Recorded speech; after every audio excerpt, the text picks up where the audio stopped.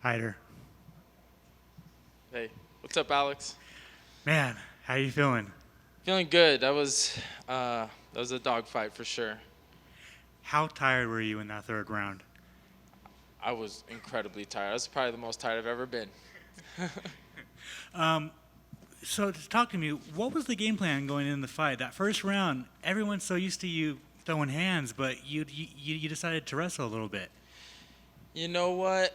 Yeah, I wanted to strike a little more. It's just the pacing of everything, and it just kind of got, you just kind of played by ear, and I guess that kind of happened when I pushed up against the wall. I wanted to wrestle a little bit, and he's very sticky. It was hard to gain separation so I could strike. But yeah, we ended up getting a little more grappling exchanges than I'm accustomed to in my fights. How do you feel about your performance? You know what? I knew with his style it might have been a grinding kind of fight. Not the performance I wanted. I always I like to finish people. But I'm just glad I got the win. I'm glad I got the UFC contract. You obviously missed weight yesterday. Were you nervous that the fight might not go through? I knew it was gonna go through. I knew. They asked if we still wanted to fight. Of course, I wanted to fight.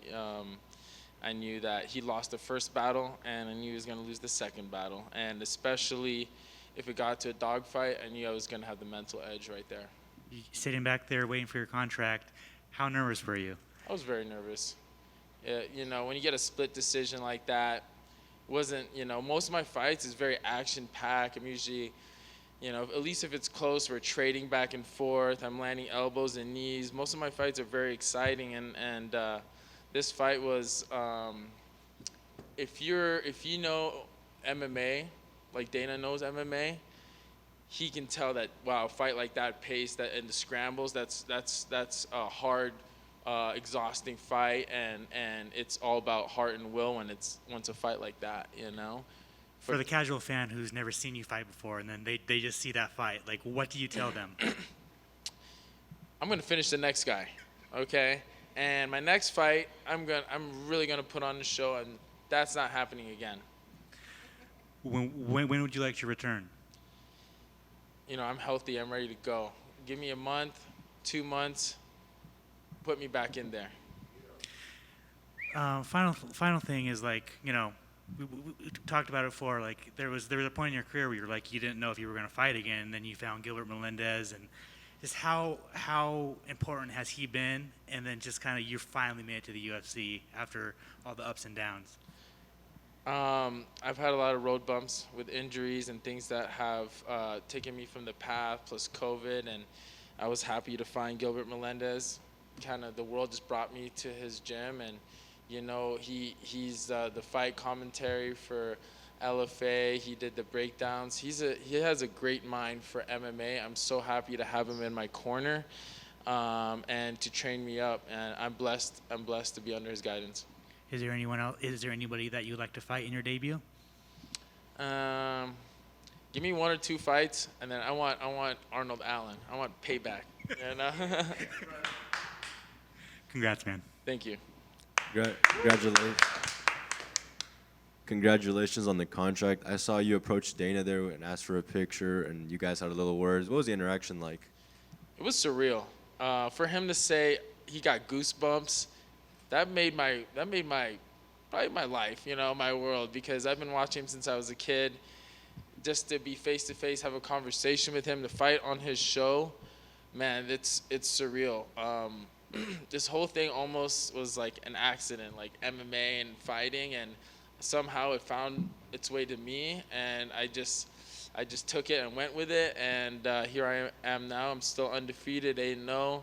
I'm in the UFC, so let's send it. Would you be able to expand a bit more on that accident? Like, how'd you get into the sport and ultimately end up here?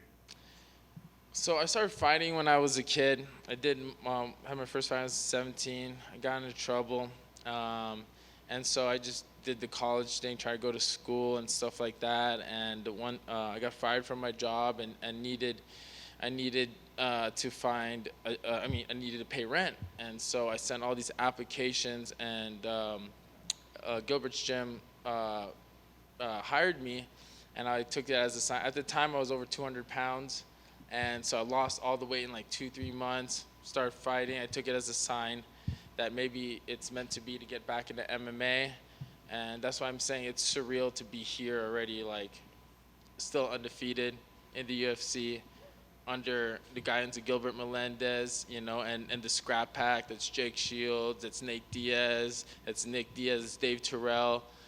It's an amazing feeling. And what a story. Congrats on that. And Thank you. putting the focus back on today, what surprised you most about your opponent in there? It was a dogfight. Honestly, I knew that was gonna happen. I could have done a few more things, like moved my feet a little more, like I was planning. He hung in there longer than I thought he was, but I knew he was gonna break. No one wants it more than me, and I got a lot of heart, and I can push, and I'll keep pushing. And if Dana knows fighting, he knows at least with me, I will never quit. I'm always someone who's gonna keep fighting to the bitter end. And lastly, you're the newest member of the UFC featherweight division. What's the message you have for the fellow featherweights in your division? I'm coming. Thank you. Hell yeah. You once said almost a year ago, give thanks for what you do have, you'll have more. How do you feel about that now, almost a year later? Oh my God. I'm thankful for the moment. I'm thankful for everything. I'm in my 30s. I'm doing this. I almost left MMA, but I just gave it another shot with the support of my team and my family. And you know what? I'm here now, and I'm gonna make the most of it. And if you've seen my other fights, I put on a show every fight, and I usually finish people and stuff like that. So going forward, I expect more from me. Expect me to start putting in some shows there and start finishing people. Take a seat within yourself. You got a lot to look forward to and to watch and to experience. Thank you. Congratulations. Appreciate you. Hyder here. Talking about your corner and talking about reflecting on just a year ago, you're always emphatic about your mindset. And being from the Bay Area, what's the mindset moving forward, entering the UFC into the newly featherweight division for you? In the Bay Area, there's a lot of different little cultures. I grew up in San Rafael, Richmond, Vallejo, Oakland, San Francisco. I was the only person of my own. I'm mixed, like Filipino, Indian, Eurasian, whatever. And I grew up with, only person who wasn't white, only person who wasn't brown, only person who wasn't black. So I got to learn everyone's culture. So I feel like everyone is my people. And when you get all that knowledge and understanding, it makes you a more well-rounded person. So you bring that Bay Area mindset, that Bay Area swag, when you grow up in the Bay Area, you be dancing, you fight, you just do it all over there. And everyone who's really from the Bay, they feel me in that. I feel you. I'm also from the Bay, so let me end you with this. Let me end you with this. What you gonna go do when you go back? For the old school Bay Area, we can get hyphy. We're gonna have some fun. Hell yeah. Yes, sir. All right. Congratulations. Thank you. You the man. Thank you.